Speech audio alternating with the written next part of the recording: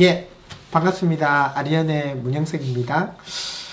요번 한 주 동안 신문 기사를 쭉 봤는데, 뭐 경제나 뭐 부동산이나 주식이나 돈 되는 어떤 정보들보다는 사실은 뭐 연예계에 관련된 시끄러운 얘기들이 참 많았던 것 같아요. 그래서 신문을 한 주 동안 봤지만 썩 진짜 좋은 내용을 전달하기에 좋은 기사들이 많이 없어서 그 중에서 찾다 찾아보니까 눈에 딱 띄는 거는 우리나라의 돈 되는 산업 자체가 예전에는 미국이나 유럽 쪽에 있었어요. 그래서 미국이 뭐 한 3억 정도 인구, 유럽이 한 7억 정도 인구, 이렇게 해서 10억 인구가 전 세계에서 선진국, 잘 사는 나라다 보니까 거기를 수출이 잘 되면 우리나라도 성장하고 이런 문화를 가지고 있다가 최근에는 보면 중국 13억 인구가 소비의 주도주가 되면서 중국의 영향을 우리나라 경제가 더 많이 받는 거를 느끼게 됐습니다. 그리고 기사에서도 요번 한 주 보면 중국에 관련된 이야기들이 많이 나오네요. 중국이 사드 이후로 계속 아직도 보복하고 있다. 그런 기사들이 주류로 나오는데 한번 보면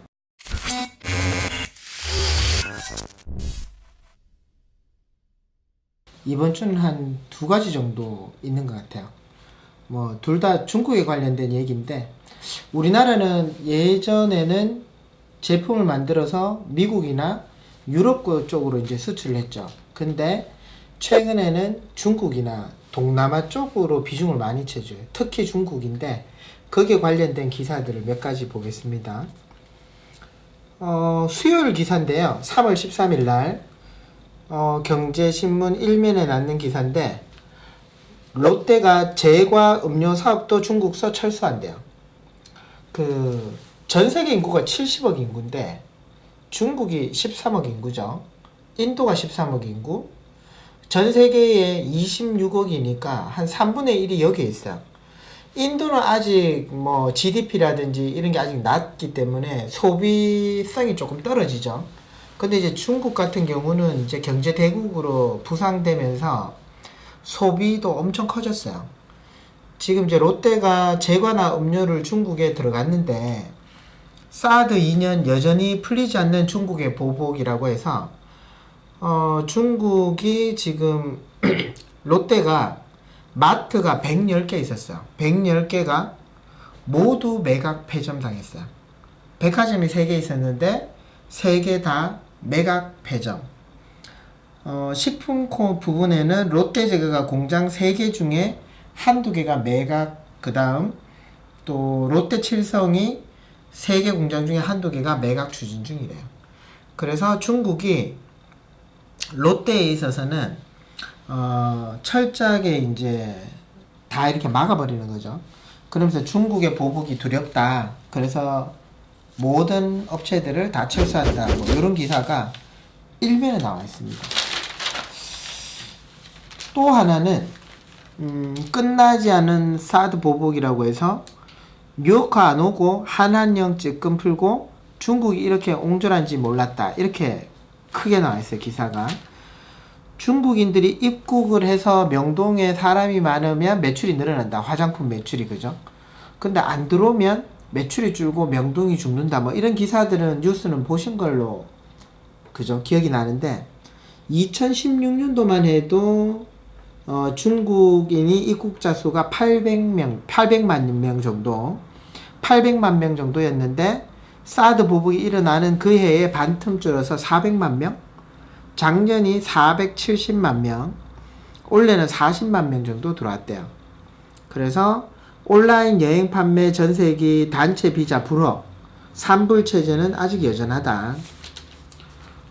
그래서 중국 사드로 명동 남대문 이렇게 해서 화장품 가게가 전부 손님이 없다. 뭐 이런 기사가 있고요. 전 세계 우리나라는 예전에는 자동차 팔고 만들고 배를 만들어서 물건들을 만들면 유럽이나 미국으로 수출을 했죠. 근데 이제 뭐 미국하고 유럽하고 인구 합하면은 미국이 2억 정도, 유럽이 뭐 한 3, 4억, 뭐 10억이 채 되지 않을 것 같은데 인구수를 봐야 되겠다. 아 이거 잠깐 미국 인구수를 한번 보겠습니다. 미국 인구수가 전 세계 3위 3억 2,900만 명. 그리고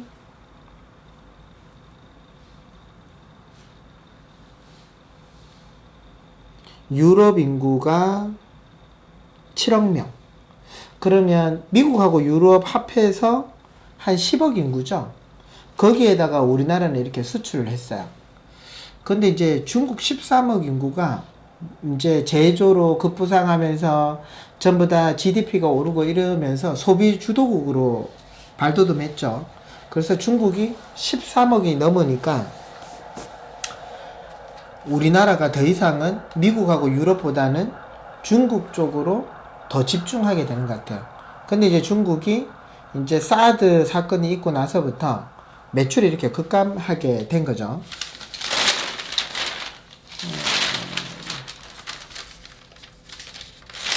거기에서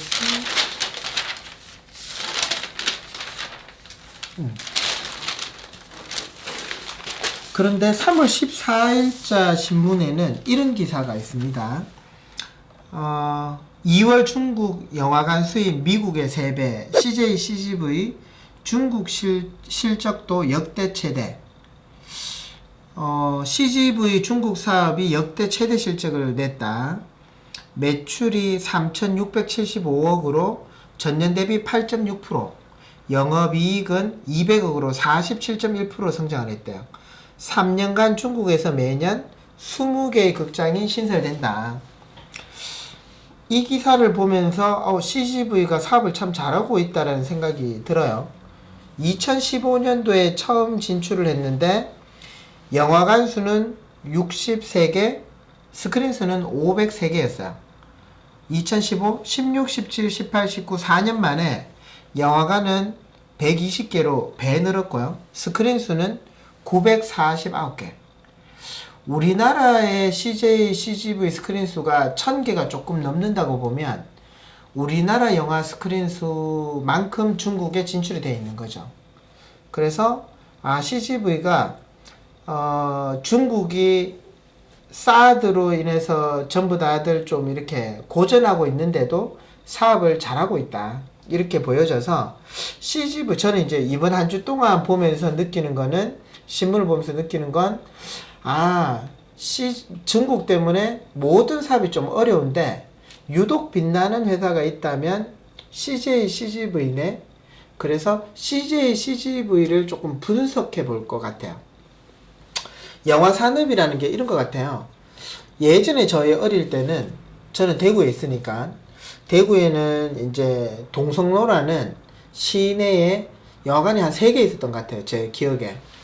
첫 번째가 이제 뭐 한일극장, 두 번째가 아카데미 극장, 세 번째가 이래 만경관 이렇게 있었는데, 저희 어릴 때 이제 뭐 사실 뭐 20살 때부터 영화 보기 시작할 때는 뭐 성룡의 뭐 폴리스 스토리 뭐 이런 게 있었고, 뭐 주윤발 영화도 있었고, 뭐 이런 홍콩 영화들이 막 즐비했었죠. 그럴 때 우리가 추석이나 설날에 명절에 제사를 지내면 빨리 가죠. 그래서 이제 줄을 서서 기다리면 그 영화를 이제 보게 됐죠. 그래서 1년에 한 2번 정도 본 것 같아요. 근데 그때는 우리나라가 농업 중심의 국가에서 이제 제조 국가로 이렇게 바뀌다 보니까 영화를 보는 게 1년에 한 2번 정도? 근데 이제 중국이 똑같은 트렌드를 따라가는 것 같아요. 중국도 대다수가 13억 인구 중에 농업 중심 기반의 사회 문화를 가지고 있죠.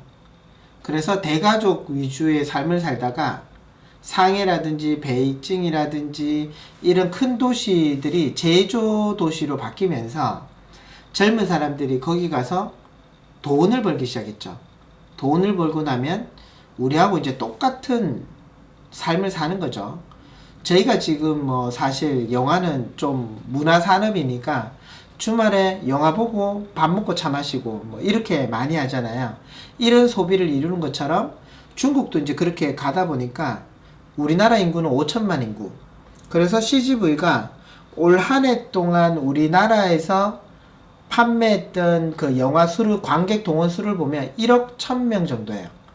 그러면 5천만 인구 중에 CGV를 갖는 인원은 한 사람당 2번을 갔다, 이렇게 보시면 되겠죠. 근데 이제 중국은 5천만 인구가 아니고 13억 인구죠. 영화를 다 보기 시작한다면 이 산업은 엄청 크겠죠.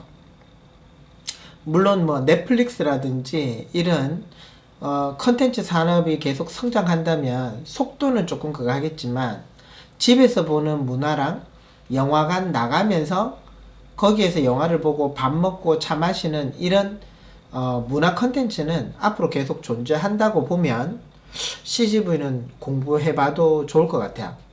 CGV가 지금 영화 산업을 집중적으로 하는 데가, 첫 번째가 이제 중국입니다. 두 번째가 베트남, 세 번째가 터키, 이렇게 있는데, 다음 시간에는 CGV에 대해서 이렇게 한번 분석해보는 시간을 가져도 앞으로 이 회사가 진짜 성장할 수 있을까? 진짜 돈이 될 수 있을까? 한 주 동안 신문을 보면서 CGV를 한번 더 봐도 좋겠다, 이런 생각이 들어서 다음 시간에는 CGV를 분석 한번 해보는 시간을 갖도록 하겠습니다. 그래서 요번 한 주는 중국이 우리나라에 미치는 영향이 참 크다라는 거, 그걸 좀 같이 느끼는 한 주가 된 것 같고요. 요번 주 신문 뉴스는 오늘 여기까지입니다. 한 주 동안 수고하셨습니다.